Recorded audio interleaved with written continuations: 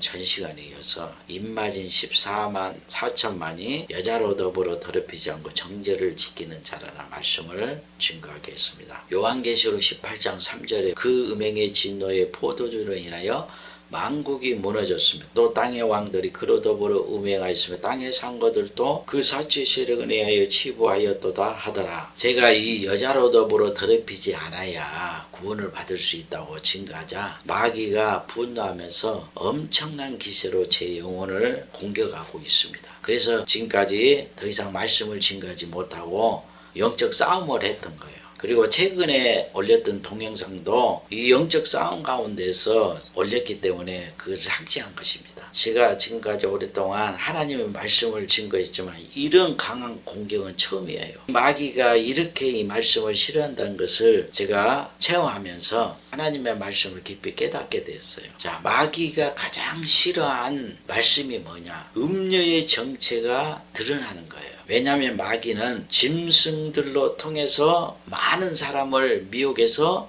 초대형 교회를 건축했죠. 그 초대형 교회를 건축하는 이유가 뭐예요? 그 교회를 통해서 온 세상에 세워진 하나님의 나라를 미혹해서 하나님으로 경배받기 위해서 초대형 건물을 건축하게 한 거예요. 그런데 지금 이 음녀의 정체를 드러내고 음녀를 심판하는 말씀을 증거하고 있잖아요. 그래서 마귀가 이제 자기 때가 얼마 남지 않는 것을 알고 분을 내는 거예요. 이 음녀의 정체를 드러내서 심판하지 않으면 그 누구도 구원받을 수가 없어요. 왜냐하면 요한계시록 2장 20절 말씀을 보면 두아디라 교회의 사자에게 편지하기를 그 눈이 불꽃 같고 그 발이 빛난 주성과 같은 하나님의 아들이 가라사대 내가 내 사업과 사랑과 믿음과 성김과 인내를 아노니 내 나중 행위가 처음 것보다 많도다. 그러나 내게 책망할 일이 있노라. 자칭 선지자 하는 여자 이세벨을 내가 용납하니 그가 내 종들을 가르쳐 교회에 행음하게 하고 우상의 제물을 먹게 하는도다. 그러니까 두아디라 교회는 처음 믿을 때보다 나중 형편이 그 성김과 인내와 사랑과 믿음이 더 크다는 거예요. 그 행위가. 그런데 책망하고 있어요. 왜 책망하냐? 두아디라 교회에 예수님이 어떻게 나타났어요?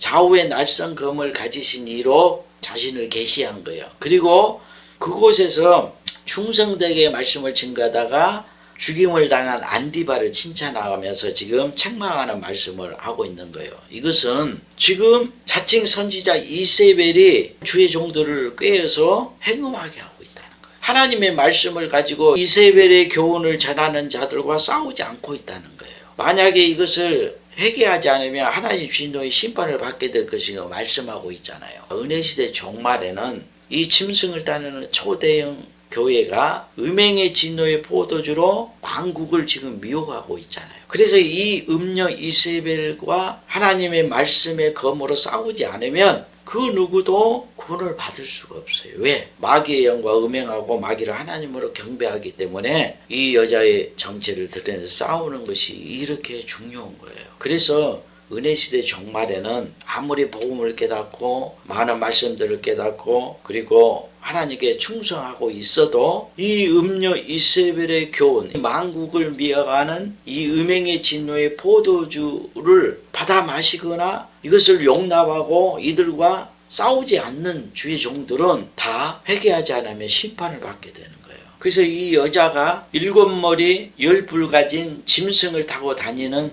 여자죠. 이 여자가 큰 음녀 바벨론이라고 그랬잖아요. 요한계시록 17장에 보니까 그 이마에 이름이 기록되어 있으니 비밀이라 큰 바벨론이라 땅의 음녀들과 가증한 것들이 어미라였더라. 바벨론이라는 건 큰 나라잖아요. 그래서 짐승의 많은 사람을 미혹해서 초대형 교회들을 건축하는 것이 짐승의 나라인 거예요. 그리고 그 짐승을 선지자로 영접하여 따르는 자들이 음녀들인 거예요. 그래서 큰 초대형 교회에서 나오는 그 설교가 음행의 진노의 포도주, 그 포도주 잔을 마시게 되면 마귀의 영과 음행하게 되고 마귀를 하나님으로 경배하게 되는 거예요. 그래서 큰 초대형 교회들로 통해서 온 세상에 세워진 하나님의 나라가 그 포도주를 받아 마셨잖아요. 그 설교들을 배우고 순종하면서 마귀를 경배하고 있는 거예요. 예수님께서는 주님이 주신 그 새 언약과 새 법을 새 포도주로 비유하고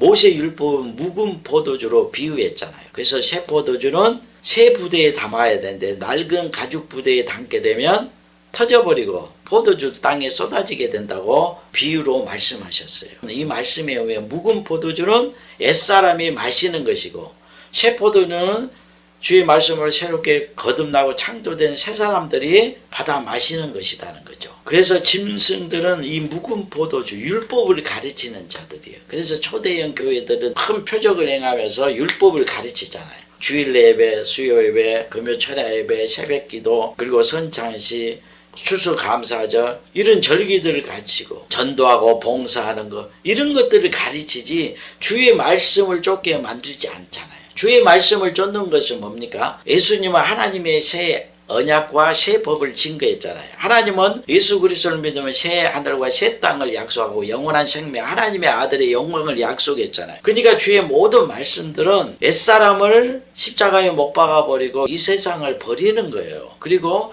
새 하늘과 새 땅을 소망하면서 주의 말씀을 쫓아 사는 삶이에요. 그런데 율법은 옛사람 그대로 정욕을 가지고 자기들이 가진 율법만 잘 순종하면 천하만국가 그 영광을 약속하잖아요. 그리고 큰 표적까지 행하면서 그러니까 옛사람을 죽이지 않아도 돼. 정과 욕심을 십자가에 못 박아 버리지 않아도 세상을 버리지 않아도 정욕을 가지고 살아도 되니까 짐승들을 따는 거예요. 자, 음녀 바벨론이 하나님의 진노의 심판이 임하게 되면 이제 더 이상 그 음행의 진노의 포도잔에 미혹당하지 않죠. 이 음녀 바벨론이 하나님의 나라 온 교회를 다 미혹해서 망하게 했잖아요. 그러니까 하나님의 진노의 심판이 이 바벨론에게 쏟아지는 거예요. 그래서 요한계시록에 큰 음녀 바벨론 심판받는 내용이 나오는 거예요. 구약에서도 스가랴 4장 6절 7절 그가 내게 일러 가라사대 여호와께서 수룹바벨에게 하신 말씀이 이러하니라. 만군의 여호와께서 말씀하시되 이는 힘으로 되지 아니하며 능으로 되지 아니하고 오직 나의 신으로 되느니라. 큰 산아 내가 무엇이냐 내가 수룹바벨 앞에서 평지가 되리라. 그가 머릿돌을 내어 놓을 때 무리가 외치를 은총이 그에게 있을지어다 하리라 하셨고, 그리고 스가랴 4장 10절에 11절 보면 작은 일이라고 멸시하는 자가 누구냐. 이 일곱은 온 세상에 도로 행하는 여호와의 눈이라. 다림줄이 수룹바벨의 손에 있음을 보고 기뻐하리라. 내가 그에게 물어 가로되 등대 좌우에 두 감람나무는 무슨 뜻이니까 하고, 스가랴 말씀은 두 중인들의 이야기가 기록된 말씀이에요. 요한계시록에 두 감람나무가 두 중인들이라고 그랬죠. 그러니까 수룹바벨의 손에 다림줄이 주어졌죠. 하나님의 저울이 주어졌다는 거예요. 심판의 말씀이. 그러니까 이 수룹바벨이 행하는 일이 작은 일이라고 멸시하는 자가 누구냐 그러죠. 하나님께서는 수룹바벨과 같은 작은 자를 통해서 그 바벨론을 심판해 보는 거예요. 이 바벨론 나라를 큰 산이라고 하잖아요. 지금 구약에서는 이 바벨론의 나라가 이스라엘 나라를 망하게 했잖아요. 그리고 신약에서는 짐승들에게 미혹당해서 따르는 그 초대형 교회가 구약의 이 바벨론으로 지금 비유하는 거예요. 그러니까 짐승을 따르는 초대형 교회를 큰 성 바벨론이라는 거예요. 이 바벨론을 큰 산으로 비유하는 거예요. 하나님께는 가장 작은 자를 통해서 지금 사람들에게 가장 큰 자가 되어서 섬김을 받고 있는 이 짐승들, 가장 큰 교회를 심판해 버리는 거예요. 하나님의 진노의 심판의 말씀이 불이잖아요. 그러면 이 불이 큰 산에 붙어버리는 거예요. 스가랴 4장 10절 11절 보면 작은 일이라고 멸시하는 자가 누구냐. 지금 수룹바벨을 지금 말하는 거예요. 이 일곱은 온 세상에 두루 행하는 여호와의 눈이라. 수룹바벨의 손에 지금 다림줄이 있죠. 이 다림줄이 측량하는 말씀. 일곱 눈이에요. 일곱 눈이라는 것은 지금 숨겨진 비밀들, 제약들 다 드러내는 것이잖아요. 수룹바벨의 손에 있음을 보고 기뻐하리라. 내가 그에게 물어 가로되 등대 좌우에 두 감람나무는 누구 뜻입니까? 물어보죠. 요한계시 두 감람나무가 나오죠. 두 중인들. 에레미야 51장 25절 26절 보니까 나 여호와가 말하나 온 세계를 멸한 멸망의 산아 보라 나는 내 대적이라. 나의 손을 내 위에 펴서 너를 바위에서 굴리고 너로 불탄 산이 되게 할 것이니 사람이 내게서 진 모퉁이 돌이나 기초돌을 취하지 아니할 것이요 너는 영영이 한 무지가 될 것이니라. 여호와의 말이니라. 지금 바벨론 온 세상을 멸한 멸망의 산이라고 그러죠. 이제 하나님이 진노의 심판이 임하니까 불탄 산이 되죠. 자, 이 말씀을 생각하면서 요한계시록에 봐보세요. 요한계시록 8장 8절에 보면 둘째 천사가 나팔을 보니 불 붙은 큰 산과 같은 거지 바다에 던지면 바다의 3분의 피가 되고, 자, 천사가 나팔을 보니까 이제 큰 산이 불이 붙죠. 이 음녀 바벨론이 심판받는 거예요. 지금 말하는 거예요. 요한계시록 18장 10절 보면 그 고난을 무서워하여 멀리 서서 가로되 화이토다 큰 성 견고한 성 바벨론이야. 일시간에 네 심판이 이르렀다 하리로다. 왜 심판이 임한다고 해서 요한계시록 18장 23절 보면 등불빛이 결코 다시 내 가운데 비치지 아니하고 신령과 신부의 음성이 결코 다시 내 가운데서 들리지 아니하리로다. 너의 상고던 땅의 왕족들이라 내 복술로 인하여 만국이 미혹되었도다. 이들에게 음행의 진노의 포도주 잔을 받아 마셨기 때문에 만국이 다 망하게 된 거예요. 그래서 하나님의 진노의 심판이 임하게 되죠. 그래서 그곳에 다니는 사람들이 산에 심겨진 나무로 비유하고 하나님의 말씀이 불이니까 그 나무에 불이 붙어버린 거예요. 지금까지는 모든 사람들을 미혹했잖아요. 그래서 견고한 성이었다는 거예요. 모든 사람들이 그 설교를 좋아했어요. 그래서 다 미혹당한 거죠. 요한계시록 18장 11절 보니 땅의 상고들이 그러내에 울고 애통하는 것은 다시 그 상품을 사는 자가 없습니다. 초대인 교회는 사람들이 좋아하는 그런 설교들을 하잖아요. 큰 나라에는 사람들이 많기 때문에 온갖 진귀한 물건들이 있잖아요. 그러니까 장사꾼들이 그 나라에 가서 그 물건을 사서 자기 나라에 와서 되팔아서 부를 축적하는 거, 이걸로 비유하는 거예요. 목사들이 초대인 교회에는 사람들이 좋아하는 설교들을 하니까 마귀의 지혜잖아요. 그곳에 가서 그 설교를 배우고 자기 교회에 와서 그 설교를 증거해서 목회 일을 하는 거예요. 먹고 사는 것이죠. 그래서 만국이 망하게 된 거예요. 그런데 이제 두 증인들이 하나님의 일곱 눈으로 그들의 비밀을 드러내서 심판하니까 이제 사는 자가 없다는 거죠. 그러니까 땅의 상고들이 울고 애통하는 것은 그 상품을 사는 자가 없습니다. 이제는 초대인 교회에서 나오는 그런 말씀들 절대 살아있는 영혼들은 사지 않아요. 그리고 온 교회가 다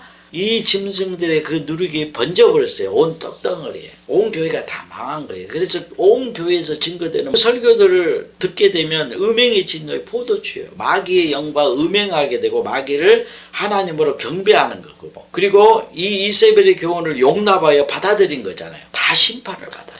그래서 오직 두 증인이 증거하는 그 영원한 복음만이 은혜 시대의 밤중에 하나님의 진노의 심판을 피하고 살아남을 수 있는 방주예요. 그 말씀 안에 거해야 돼요. 그래서 이 말씀 그대로 이루어지잖아요. 스룹바벨이 가장 작은 산이 가장 큰 산을 심판하여 평지가 되게 만든다고 그러죠. 제가 지금 가장 작은 자죠. 성도들이 아무도 없으니까 목사 중에 가장 작은 자잖아요. 그런데 가장 큰 초대형 교회들을 다 심판해 버리잖아요. 누가 두려워서 무서워서 초대형 교회들을 심판하는 말씀을 증거하겠습니까? 하나님의 신으로 충만하지 않으면 할 수가 없는 거예요. 그래서 이는 힘으로 되지 않고 능으로 되지 않고 오직 하나님의 신으로 이 산을 평지로 만든다는 거예요. 그래서 산을 들어 바다에 던져버리는 그 믿음이라는 것은 요한계시록의 말씀을 말하는 거예요. 두 중에 증거하는 말씀.